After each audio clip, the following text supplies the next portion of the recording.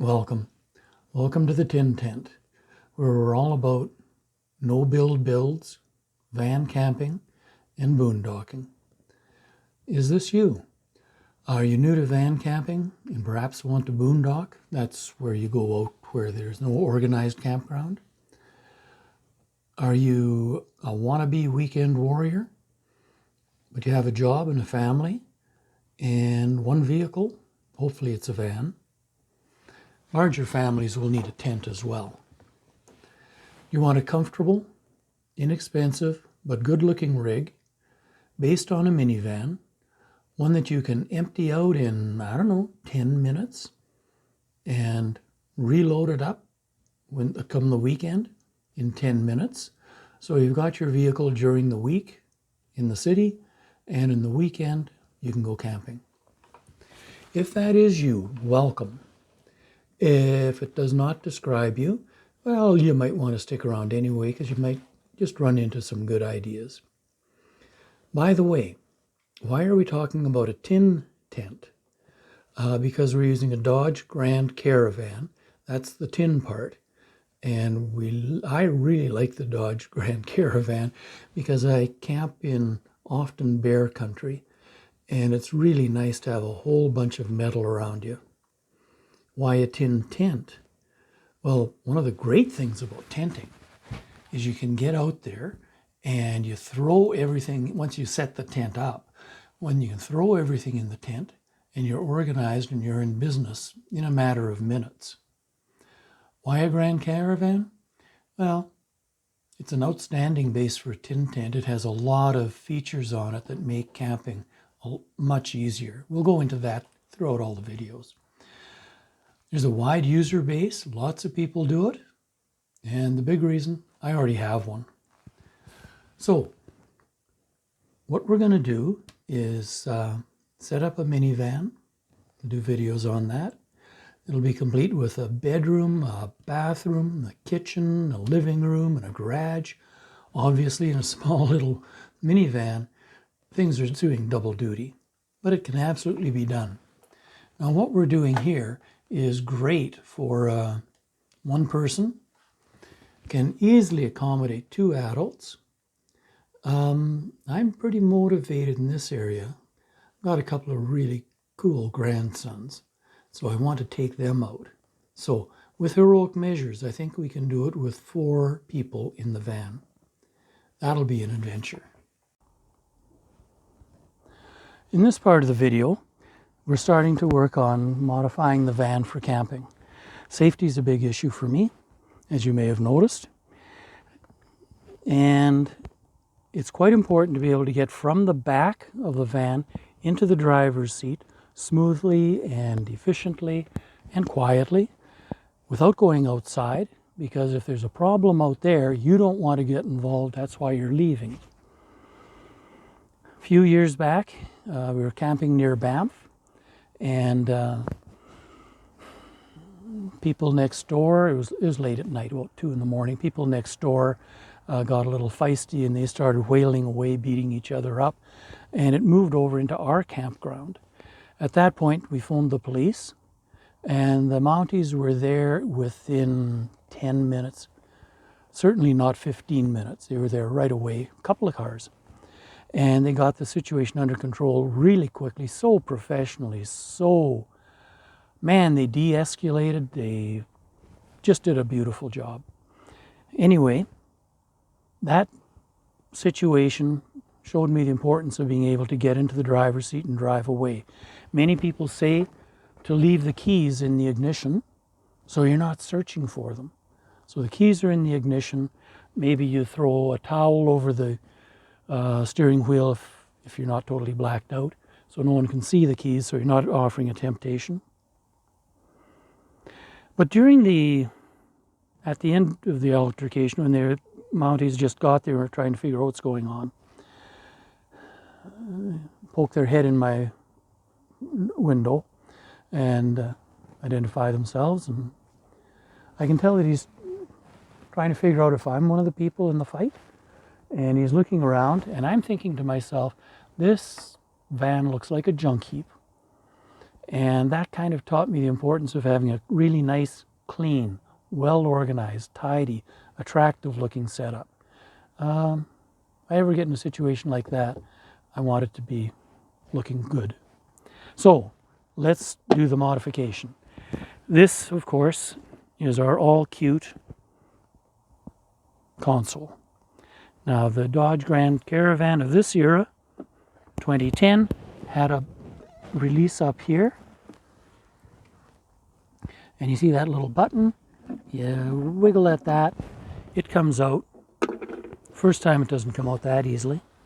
And you grab this, tilt it quite high, and it's gone. This is what I used to replace it. There's the label. Got it from Walmart, and pretty straightforward. Here we go. Drops in very nice and clean. Sits up far forward. Move it up here, nice and far forward. Good access to the seat belts. It's actually just a really good fit. Now you'll notice that I took the original cups. Whoa, look at this.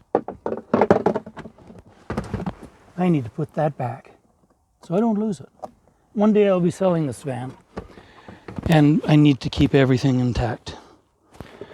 So, as I was saying, I took the cups, plunked them down, made the movements with a Sharpie, which, by the way, alcohol takes off immediately and very cleanly. So that's why you don't see any black marks. And I'm in business. It's no longer cute. It's kind of clunky, but it's got 4 times the capacity. And more important, it's up and out of there.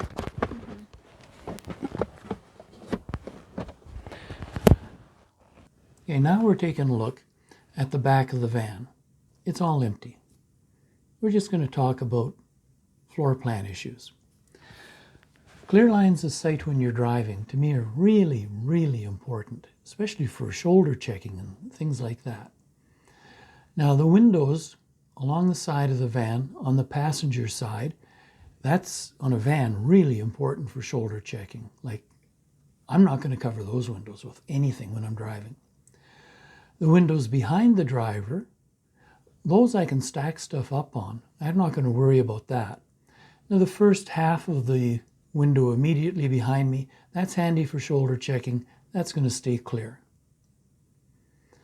Now, the working door for your house, you got to decide, is that going to be on the driver's side or is it going to be on the passenger side? You're not going to have both because you're going to have storage somewhere. The driver's side may not be the best choice. It's convenient. The first reaction is, oh, I can hop out of the driver's seat, hop in the back. Yeah, it's great, except you're hopping out on the traffic side.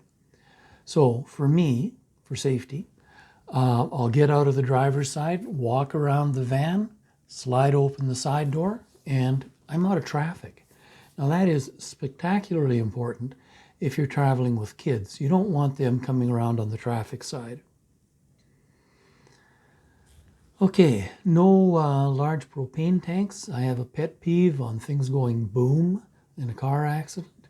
So no big propane tanks. The little green jobs, the Coleman, they're fine. You know, they just move around. They're not going to crush and blow up on you.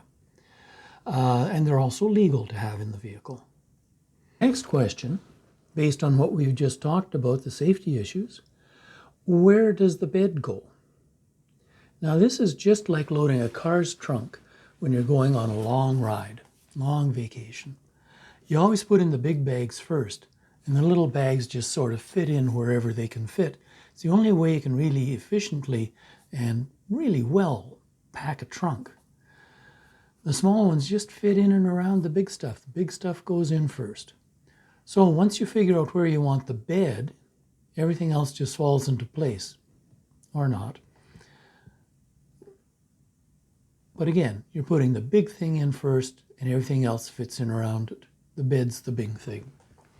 Down the length of the van, there is plenty of room if you're going to orient yourself down the length of the van. Now, my design is for one person. I use a 30-inch wide sleeping platform, and it's short. I'll show you why when we do the build. By putting it there, I've got an 18-inch open space on the floor behind the driver's side. So it's easy to get in and out of bed. I've got some place to store some things, little things. I'll show you when we do the build. To accommodate a second adult, there are lots of choices. The 18-inch space beside the 30-inch sleeping platform, that 30-inch sleeping platform is a foot off of the floor. So there's actually 24 inches there for someone to sleep. A small person can sleep there quite comfortably. That's on the floor, right parallel with the person sleeping on the sleeping platform. Or with an additional sleeping platform, one that fills that 18-inch gap beside the main sleeping platform, two or even two adults and a kid. You can probably put two adults in there real easily. You can put one adult and two kids on that now full width sleeping platform. That's good. You're set. Now the other dimension, we've been talking about lengthwise in the van. Now we're talking about the width of the van. And we're talking about a Grand Caravan, so my measurements are for that. Immediately behind your front seats, there's about 5 foot, 5-inch wide available width where the doors are. You've got more room there. You can put a 30-inch wide sleeping platform very nicely there, and it will not interfere with entering and exiting the van, the way we build it. Very suitable for a person under 5 foot 5 inches, or someone who sleeps on their side in the prenatal position. There's tons of room then. If you are under 5 foot 5, and you're doing the van with one person in mind, that's really a good place to consider putting your bed, because that frees up the whole rest of the van. Just like designing a house. The most waste space in a house tends to be hallways.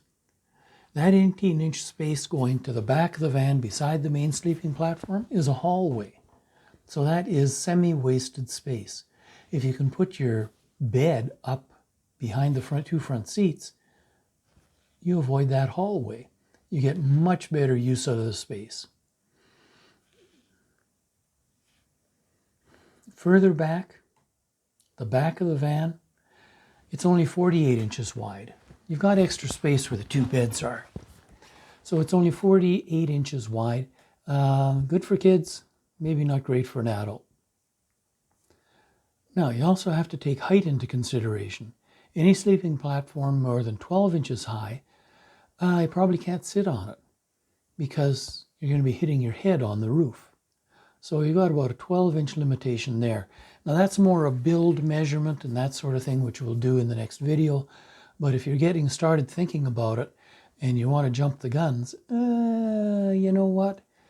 Keep that 1 foot maximum in mind. Okay, you can figure it out pretty quick. But however you do it, one person in lap of luxury, 2 people would be fine, a little crowded, but I mean fine. A tarp or a tent would likely be needed if there's 2 people in there, just to put stuff outside. You don't have to, but if you're going to have a kid or 2 in there with you, yeah, you need a tent or a tarp to put stuff outside of the unit for sleeping. I am working on a bunk bed design. I'm thinking about a bunk bed design. No promises, but that would be really interesting. Like I said, I'm pretty motivated. So, your homework is to think about where you want your bed placed in the van.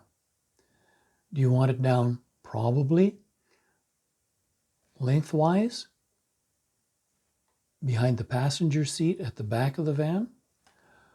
Or do you want it probably at the very front of the van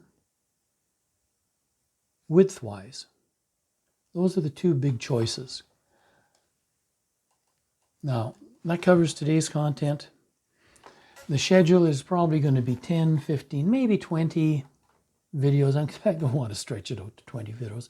I want, 10, 15 minute videos. 5, 10 minutes is great. Then we post, I'm babbling here. Forget babbling. Okay, that is the end of today's session. The next session, we're going to talk about putting the beds in. I was going to do windows first, but after doing this, people might want to be moving ahead and getting going on the beds. There's some things I want to show you. I think it'll be useful for you. So we'll take a look at those options. We'll do the beds next. Then we'll do the windows. And then we'll do the kitchen and the storage and the desk. Then we'll do the bathroom and waste disposal. We'll just keep on doing. Okay. Thank you very much for coming. Hope to see you again. Please subscribe. If this looks interesting to you, please hit the like button. That really helps when you're starting out a YouTube channel. It helps immeasurably. Thank you so much. Have a good day and happy camping. Bye.